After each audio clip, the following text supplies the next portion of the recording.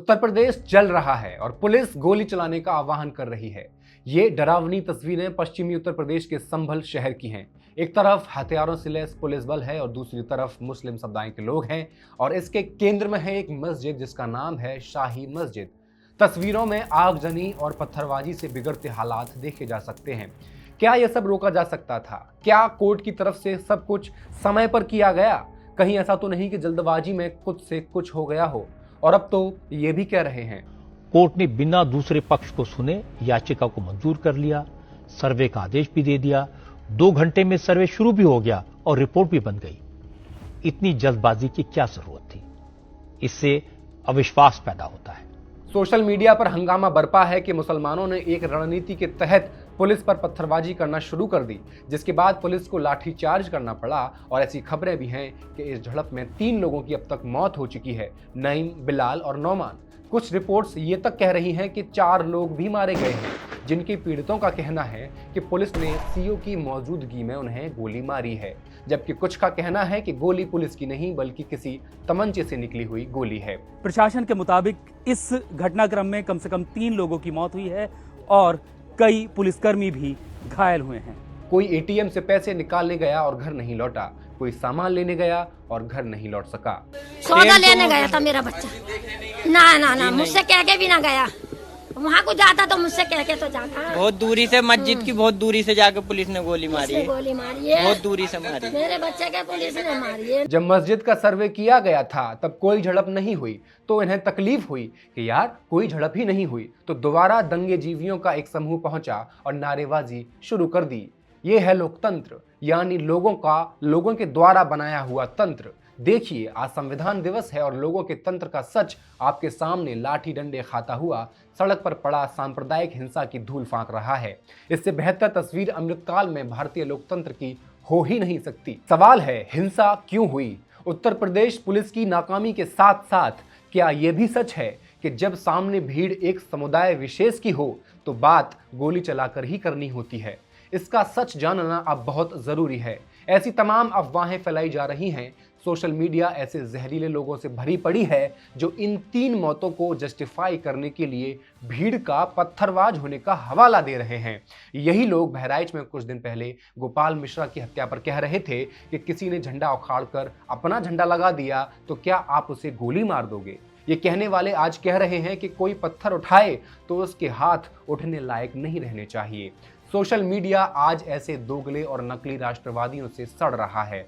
आइए जानते हैं क्या है शाही मस्जिद का पूरा मामला और आखिर इस हिंसा की सच्ची तस्वीर क्या है। फैक्ट्स एंड फिगर्स के इस एपिसोड में आई विल एक्सप्लेन।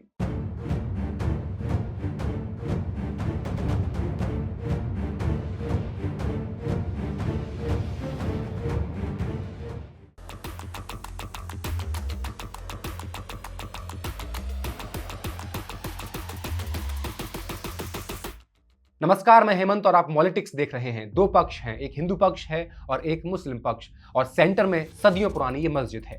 हिंदू पक्ष के स्थानीय वकील हैं गोपाल शर्मा। ये अदालत में याचिका दाखिल करते हैं। बाबरनामा जो बाबर ने लिखी, बाबर की आत्मकथा है, और आईने अकबरी जो अबुल फजल ने लिखी, जिसमें अकबर काल की पूरी कहानी है।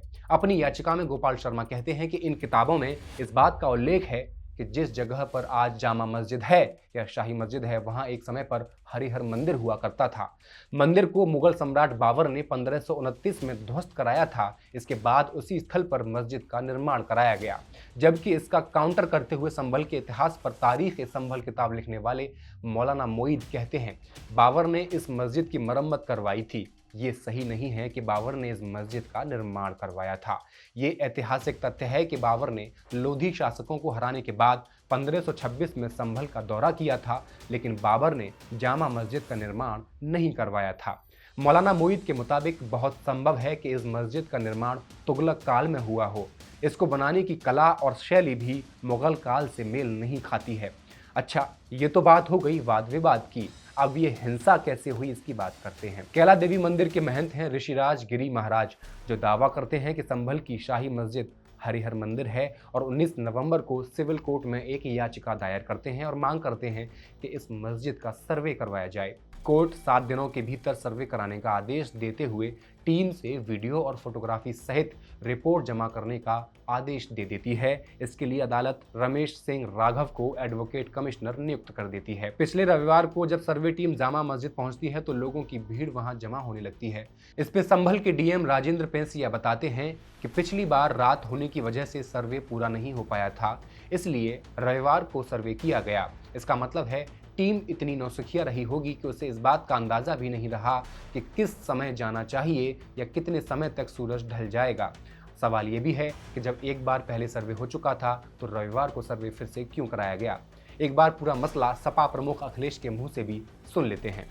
सरकार जिसने वोट लूटा, सरकार ने जिसने मशीन पर ईवीएम की बटन बार बार पुलिस से दबाई, प्राइवेट ड्रेस में पुलिस लगाई, उस चुनाव में इनकी धांधली, इनकी चोरी न पकड़ी है, इसलिए जानबूझ करके संभल में घटना कराई है। और मैं पढ़ना चाहता हूं, संभल की शाही जामा मस्जिद के खिलाफ 19/11/2024 को सिविल जज चंदौसी संभल में एक याचिका डाली गई। कोर्ट ने दूसरे पक्ष की सुने बगैर उसी दिन 19/11/2024 को सर्वे के आदेश दे दिए। ताज्जुब तो इस बात का है कि ऑर्डर मिलने के बाद ही संभल के जिलाधिकारी, संभल के पुलिस अधीक्षक आदेश को पढ़े बगैर 2 घंटे बाद ही सर्वे के लिए पुलिस बल के साथ शाही जामा मस्जिद पहुंच गए। जामा मस्जिद की कमेटी, जनप्रतिनिधि, उलेमा इकराम, सभी अधिवक्ताओं ने सहयोग दिया। जिस समय पहली बार सर्वे हुआ है और कोर्ट के आदेश के बाद पूरा का पूरा सहयोग, जो भी वहां जिम्मेदार लोग थे, जो भी जिम्मेदार वहां पर मौके पे थे, सबने सहयोग किया। जिलाधिकारी संभल और पुलिस अधीक्षक संभल ने 2.5 घंटे सर्वे के बाद कहा अब सर्वे पूरा हो चुका है और अब रिपोर्ट कोर्ट को भेज दी जाएगी। दिनांक 22/11/2024 फ्राइडे को जुमे की नमाज के लिए लोग नमाज अदा करने के लिए जामा मस्जिद पहुंचे, लेकिन पुलिस प्रशासन ने बैरिकेडिंग लगा दी ताकि लोग नमाज न पढ़ सकें। उसके बाद भी लोगों ने संयम बरता, नमाज अदा की और किसी प्रकार का विरोध प्रदर्शन नहीं हुआ, किसी तरह की विरोध नहीं हुआ। 29 तारीख को कोर्ट की अगली तारीख तय थी।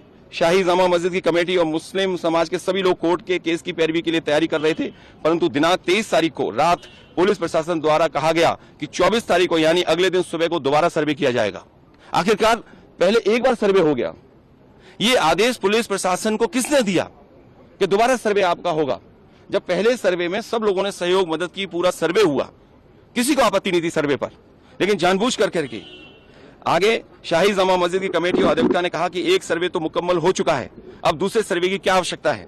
कोर्ट के आदेश का हमने पालन कर दिया, अगर दूसरा सर्वे करना है तो दोबारा आदेश करवाएं, कोर्ट के आदेश के बाद हम दोबारा सर्वे करा देंगे। लेकिन जिलाधिकारी संभल और पुलिस अधीक्षक संभल ने कोई सुनवाई नहीं की और तानाशाही दिखाते हुए और सुबह के वक्त से पहले शाही जामा मस्जिद आ गए। शाही जामा मस्जिद कमेटी और मुस्लिम समाज के लोगों ने फिर भी धैर्य रखा और दोबारा सर्वे के लिए अंदर ले गए। सर्वे के दौरान करीब 1.5 घंटा बाद जब जनता को सूचना मिली तो वो इकट्ठा होना शुरू हो गए। लोगों ने सर्वे का कारण जानना चाहा तो सर्कल ऑफिसर ने उनके साथ गाली गलौज की और लाठीचार्ज करवा दिया, बुरी तरह से जख्मी कर दिया।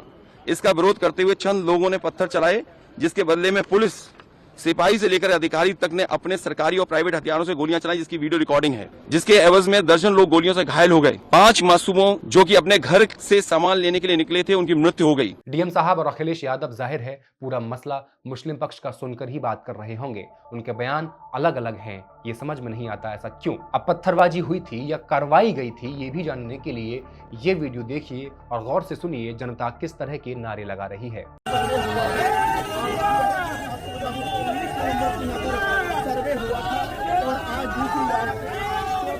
राष्ट्रवादी होने का ढोंग करने वालों से मैं ये पूछना चाहता हूं कि आप हाथ से पत्थर फेंकने और मुंह से पत्थर फेंकने वालों में किसे हिंसात्मक मानते हैं और किसे अहिंसात्मक। इसी भीड़ को दूसरे एंगल से भी देखिए और नारों की आवाज को भी सुनिए।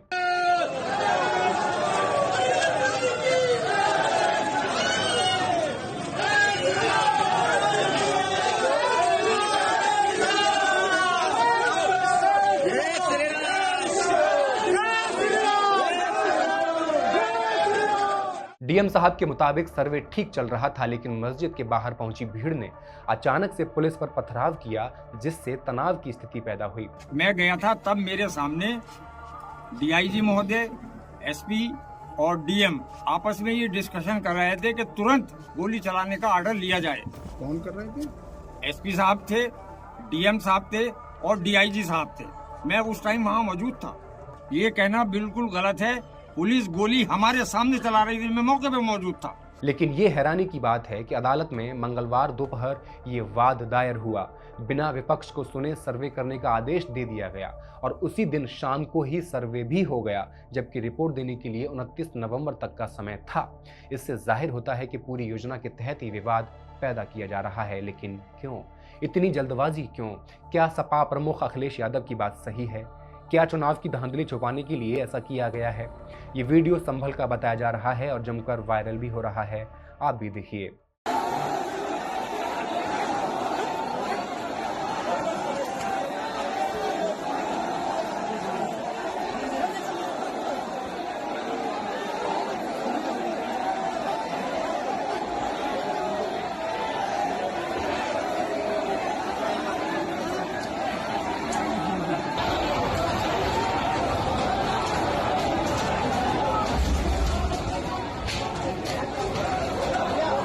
हालांकि ये पहली बार नहीं हुआ कि इस मस्जिद को लेकर विवाद हुआ हो। हिंदू संगठन शिवरात्रि के दौरान यहाँ बने कुएं के पास पूजा के प्रयास करते नजर आते रहे हैं। मुस्लिम पक्ष से जुड़े अधिवक्ता मसूद अहमद कहते हैं, ये वाद दायर कर इस मुसलमान धर्मस्थल को विवादित करने का प्रयास किया गया है। इस मस्जिद को लेकर अदालत में पहले से कोई विवाद नहीं है। सिविल जज ने भी अपने आदेश में कहा है कि अदालत में इसे लेकर कोई कैविएट, चेतावनी या शर्त लंबित नहीं है। जज का ऐसा कहना अपने आप में बहुत बड़ी बात है।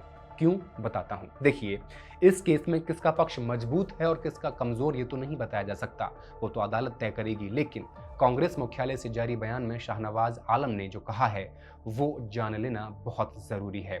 पूजा स्थल अधिनियम 1991 स्पष्ट तौर पर कहता है कि 15 अगस्त 1947 के दिन तक धार्मिक स्थलों का जो भी चरित्र है उसमें कोई बदलाव नहीं हो सकता। वह जिसके नियंत्रण में है वो उसी के नियंत्रण में रहेगा।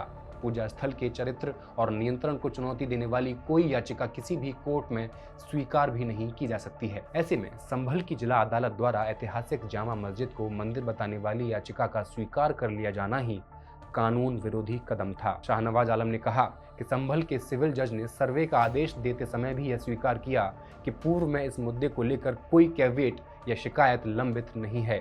बावजूद इसके उन्होंने गैर कानूनी तरीके से अगर सर्वे का निर्देश दिया है तो इसका सीधा अर्थ है कि वो संविधान के बजाय भाजपा सरकार से संचालित हो रहे हैं। ऐसी स्थिति में स्थानीय मुस्लिम समुदाय में यह संदेश जाना स्वाभाविक है कि सरकार न्यायपालिका के एक हिस्से और पुलिस के बल पर गैर कानूनी तरीके से उनकी मस्जिद छीनना चाहती है। अब सवाल यह है कि भाजपा इसे मुद्दा क्यों बनाना चाहती है? क्या उत्तर प्रदेश में पीडीए का तोड़ मस्जिद विवाद से निकाला जा रहा है? क्या ये मस्जिद राम मंदिर पार्ट 2 होने जा रही है? क्योंकि संभल शहर में इस मस्जिद को लेकर तनाव कई बार हो चुका है। साल 1976 में मस्जिद के इमाम की हत्या कर दी गई थी, जिसके बाद सांप्रदायिक तनाव हुआ था। 1980 में जब पड़ोसी शहर मुरादाबाद में सांप्रदायिक दंगे हुए तो उनकी आंच संभल तक भी पहुंची थी। और तो और हिंदुत्ववादी संगठनों ने हाल के सालों में इस मस्जिद के कल की मंदिर होने के दावे कई बार किए हैं। इस केस से जुड़ी हर खबर निष्पक्ष रूप से हम आपके लिए लेकर आते रहेंगे। आप वीडियो शेयर कर दें और मॉलिटिक्स को सब्सक्राइब करना न भूलें। शुक्रिया।